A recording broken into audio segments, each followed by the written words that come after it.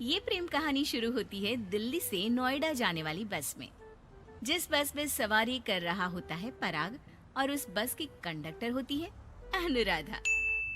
Okay, ticket दिखाओ, ticket ticket. चाचा का प्लेन नहीं चल रहा है यहाँ तेरा, जिसमें फ्री में सवारी कर रहा है। हिसाब देना होता है हम लोगों को सरकार को। निकाल पैसे, चल। पराग दूर से अनुराधा को देखता है। अरे यार, कितनी धाकड़ लड़की है। मजाल है कोई कुछ बोल दे। कितनी समझदार और कितनी कॉन्फिडेंट।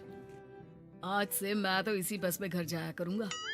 अब क्या था, भले पराग को घर जाने के लिए 10 बस छोड़नी पड़े, भले 20 किलोमीटर की यात्रा खड़े होकर पूरी करनी पड़े, लेकिन आने जाने का सिलसिला वो अनु की बस पर ही करता।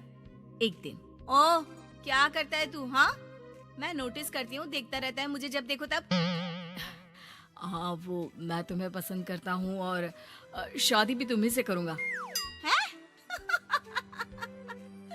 वाह जी वाह, तू ना कोई प्रधानमंत्री हो गया कि आज से 500 की नोट बंद और नोट बंद।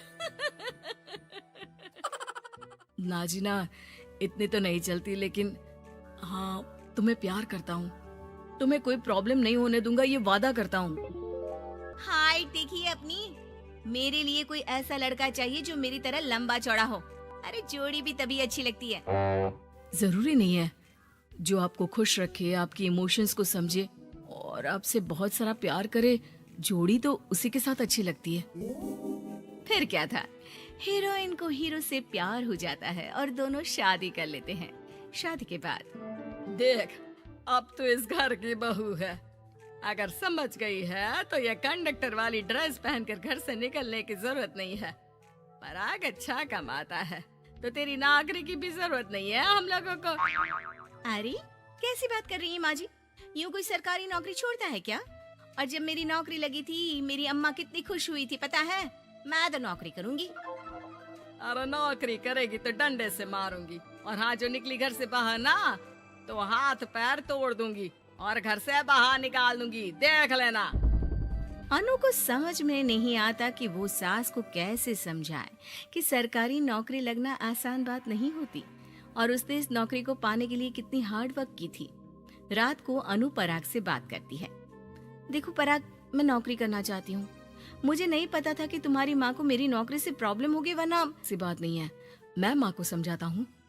अगले रोज, देखो माँ, महंगाई का जमाना है और मेरी प्राइवेट नौकरी है। आज है कल का पता नहीं। वैसे भी अनु की सैलरी मेरी सैलरी के बराबर है। अगर ये भी नौकरी करेगी तो हम लोगों को जिंदगी जीने में आसान हो जाएगी ना। सास को बेटी की बात समझ में आती है और वो अनु की नौकरी के लिए मान जाती है। अगले रोज, बेटा, बहू, तुम लोगों को लेकर मुझे कुल देवी के दर्शन के लिए जाना है, तो रविवार को दोनों सुबह ही तैयार हो जाना। अगले रोज दोनों तैयार हो जाते हैं और कुल देवी के मंदिर पहुंच जाते हैं। क्या संतोषी बहन, ये कैसी बहू ले आई हो? बहू बेटा लग रही है और बेटा बहू। अरे कोई पहलवानी लड़ानी थी क्या, जो इतनी लंबी चौड़ी बहू ले आई? अब क्या बताए पंडित जी, जो बेटे ने पसंद किया हमने उसे हाँ कर दी। अब बेटा जाने और उसका परिवार, और ये तो बस कंडक्टर की नौकरी करती है इंटरस्टेट। और सच्ची, वाह वाह वाह, यह तो बड़ी बात है संतोषी। तुम तो किस्मत वाली निकली जो सरकारी नौकरी की बहू ले आई। यह तो वही बात हो गई कि घी के लड्डू का कोई शेप थोड़ी ना देखता है तो घी का लड्डू ही। सास को बहू की तारीफ सुनकर बिल्कुल अच्छा नहीं लगता। वो जल्दी से पूजा पाठ करवा कर उन लोगों को घर ले आती है। एक रोज, संतोषी बहन, तुम लोगों का घर बड़ा अजीब सा लगता है। भाई साहब बहन जी और बहन जी भाई साहब जैसी। अरे बस किया कर, सरकारी नौकरी देखी तो हाँ बोल दिया, और इतना भी क्या, पैसे की चिंता। चलती हूँ, खाना बनाना है। क्यों, बहू नहीं बनाती क्या खाना?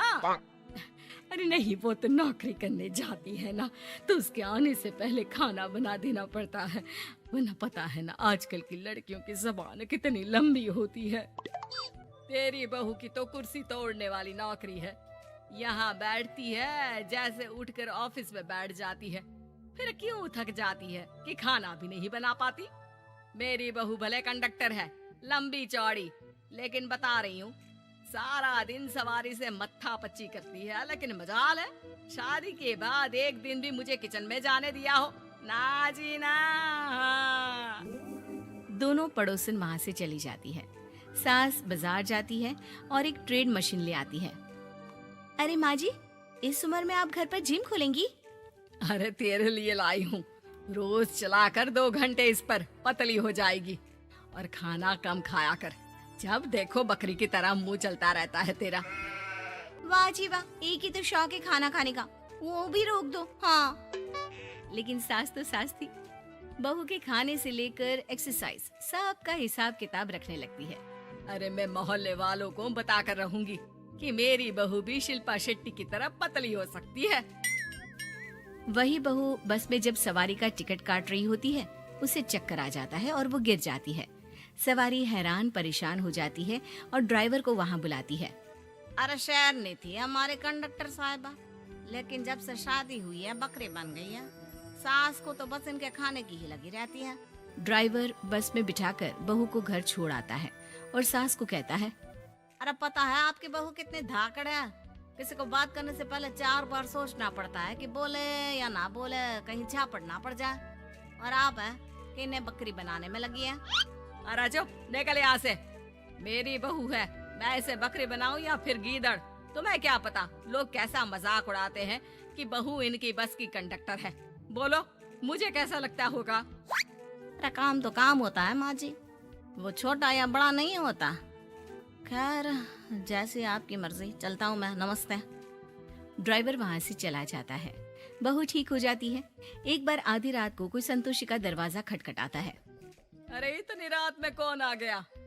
मेरा घर है, कोई पुलिस स्टेशन की घंटी नहीं जो बजाए जा रहे हो। खोल रही हो दरवाजा। जैसे ही दरवाजा खुलता है, सामने वही पड़ोसन खड़ी होती है जो अनु की कुछ दिन पहले बुराई कर रही थी। मेरी बहू के पेट में दर्द हो रहा है, उसे जल्दी अस्पताल पहुंचाना जरूरी है।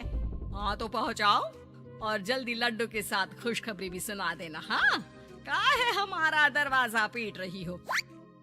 अरे सुनो तो, अपनी बहू से कहो ना कि सरकारी बस को थोड़ी देर के लिए दरवाजे बुला ले। क्या है ना, कोई साधन नहीं है अस्पताल ले जाने के लिए। सास अनु को कहती है और अनु बस को बुलाकर पड़ोस वालों की मदद करती है, जिसके बाद पूरे मोहल्ले में अनु की तारीफ होने लगती है। सच में लंबी चौड़ी बहू के साथ साथ लंबा चौड़ा दिल भी है बहू का।